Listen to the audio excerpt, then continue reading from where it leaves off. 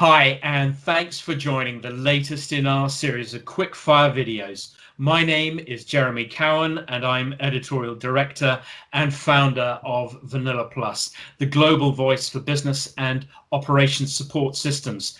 It's my absolute pleasure to welcome today Rami Amit, the Chief Technology Officer and Head of Product at RADCOM.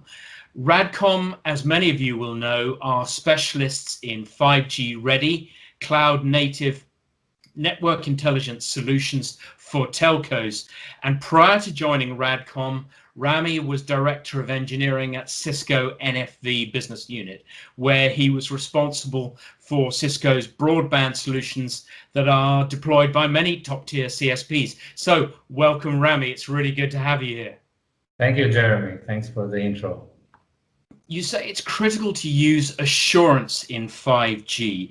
Can you tell us why that is? Okay, 5G brings in a magnitude of options to service providers in terms of services. The fact that we have multiple options to deploy 5G with slicing, multiple radio types, containers that are composed out of the SBI, the service-based architecture in 5G, all of that brings up a magnitude of options, and you can think of it as a matrix of options to choose from and to deliver service to the customers. And eventually, the traditional approaches of monitoring, of just taking a look at the network element based and to collect PMs and FM-based statistics is no longer valid. For 5G, we need to try to understand the actual perceived quality that the customer is getting, or customer experience, or the service experience within that matrix, and try to reflect that to the service provider. And the end goal for all of that is the holy grail for 5G, which is automation. And for automation, we need good data, and this is what service assurance can bring into the table. Which operators are you working with then, and what are you doing for them exactly? We work with top-tier operators. Some of the ones that are already publicly mentioned are AT&T. Rakuten in Japan is a very good example of an end-to-end assurance. We monitor all the way from the RAN to the core, collecting traffic of all the data that comes from the eNode Bs in a virtualized environment all the way to the core. And we have additional examples of top-tier operators such as Globe in the Philippines, Telefonica. In most of these cases, these are operators that are either already deploying 5G NSA and are moving towards 5G SA, or they're already in moving into 5G, in the first steps of moving into 5G, and therefore need an assurance solution in order to enable it. So, on the basis that prevention is always better than cure, I see you're focusing on proactive problem resolution. Can you describe a bit about how that works? Okay. Proactive resolution, or trying to find out what would happen in the network, was always a goal for many service providers. I think that today there are tools that enable at least to try to predict what may happen. We provide that by enabling multiple options in our solution, like popping up alarms or alerts on things that may happen in the network and then acting upon that. Good examples could be if you monitor a group of users, if that's VIP users, you can look in a finer granularity on the data, and you can try to understand if this is the correct behavior or if there's something wrong in that, and then you can act upon that. Another example would be the use of the RAN data.